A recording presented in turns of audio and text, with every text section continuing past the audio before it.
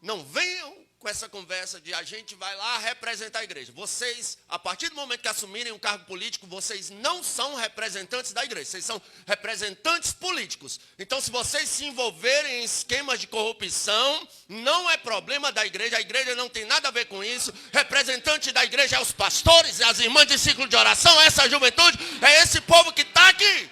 Depois que o rei Assuero casa-se com Esté, ela entra para o palácio.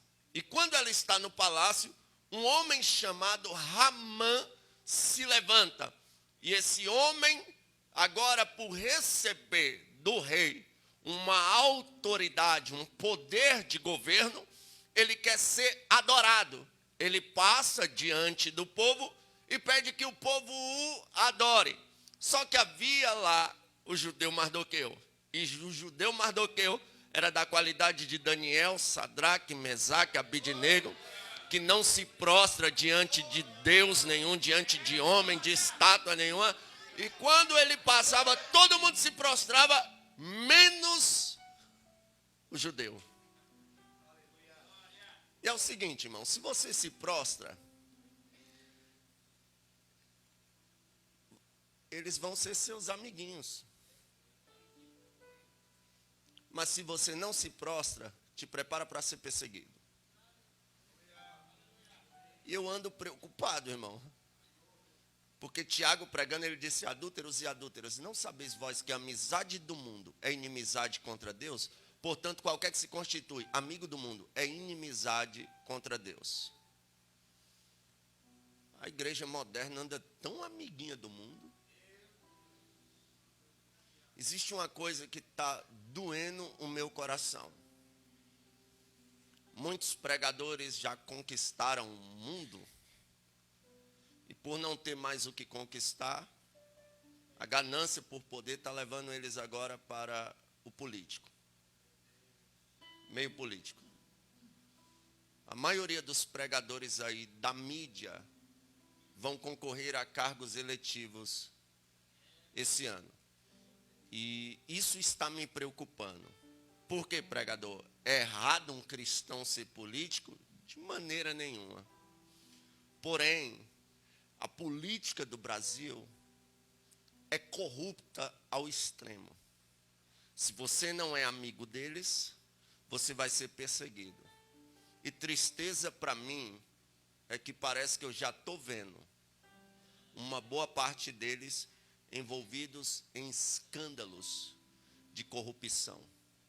Porque ou você se prostra diante do sistema, ou você vai ser perseguido até de morte, até mesmo a sua família.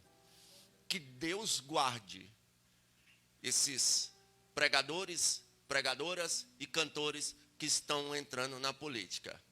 E não venham com essa conversa de a gente vai lá representar a igreja. Vocês, a partir do momento que assumirem um cargo político, vocês não são representantes da igreja. Vocês são representantes políticos. Então, se vocês se envolverem em esquemas de corrupção, não é problema da igreja. A igreja não tem nada a ver com isso. Representante da igreja é os pastores, é as irmãs de ciclo de oração, é essa juventude, é esse povo que está aqui no altar. Quem está lá é representante político. E que Deus guarde vocês, porque dói a minha alma ver pastores em esquemas de lavagem de dinheiro, de corrupção.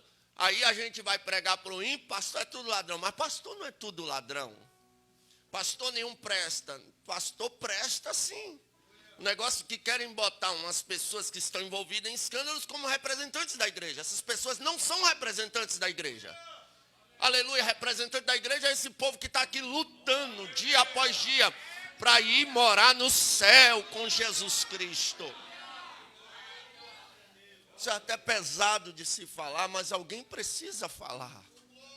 Que caia temor sobre a igreja brasileira.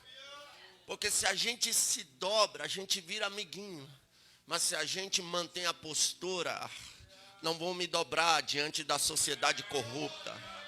Não vou me dobrar diante do mundo, esse mundo aí que quer desmoralizar os padrões familiares. A igreja não vai se dobrar diante desse sistema diante da imoralidade, diante da mentira, diante do que não presta. Não, a igreja vai permanecer de pé em adoração até que o Senhor venha.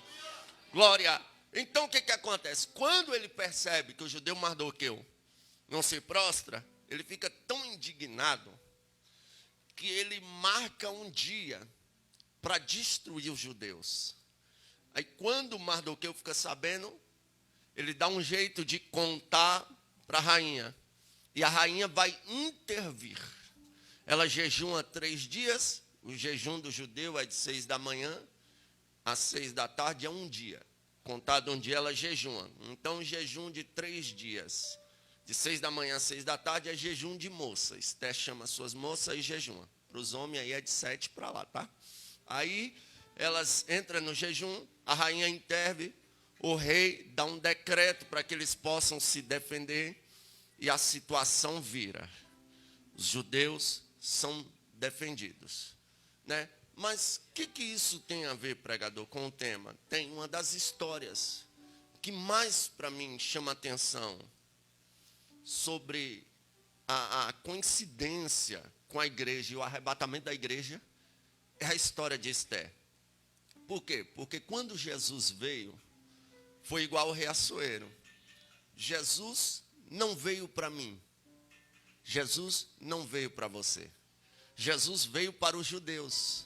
Mas assim como a rainha Vasti rejeitou o chamado, os judeus também rejeitaram o chamado.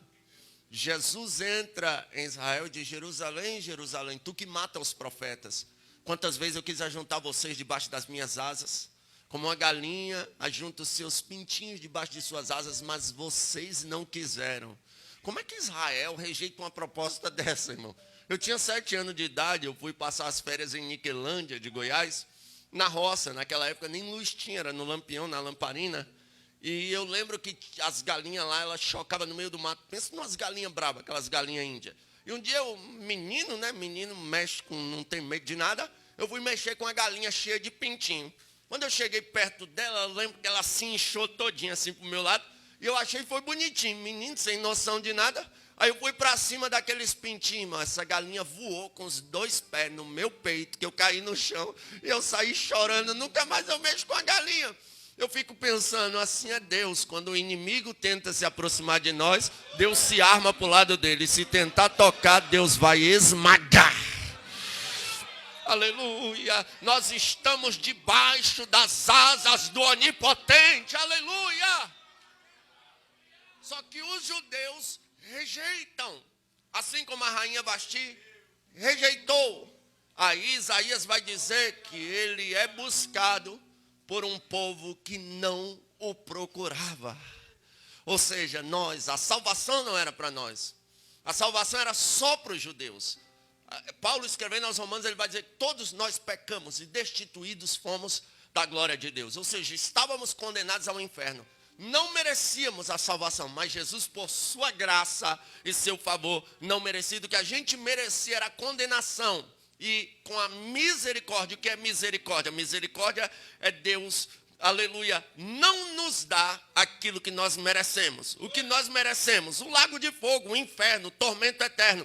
E Jesus vem com a misericórdia e não nos dá aquilo que merecemos. E vem com a sua graça. Graça é Jesus nos dá aquilo que nós não merecemos. Ele vem com a sua graça. Não merecíamos ser salvos, mas com sua graça ele nos salvou. Não merecíamos a família que tem, mas com sua graça ele nos deu. Não merecíamos estar vestido, mas com sua graça ele nos vestiu. Não merecíamos a comida que comemos hoje. Não merecíamos a saúde. Não merecíamos a igreja. Não merecíamos estar aqui, mas por sua graça estamos.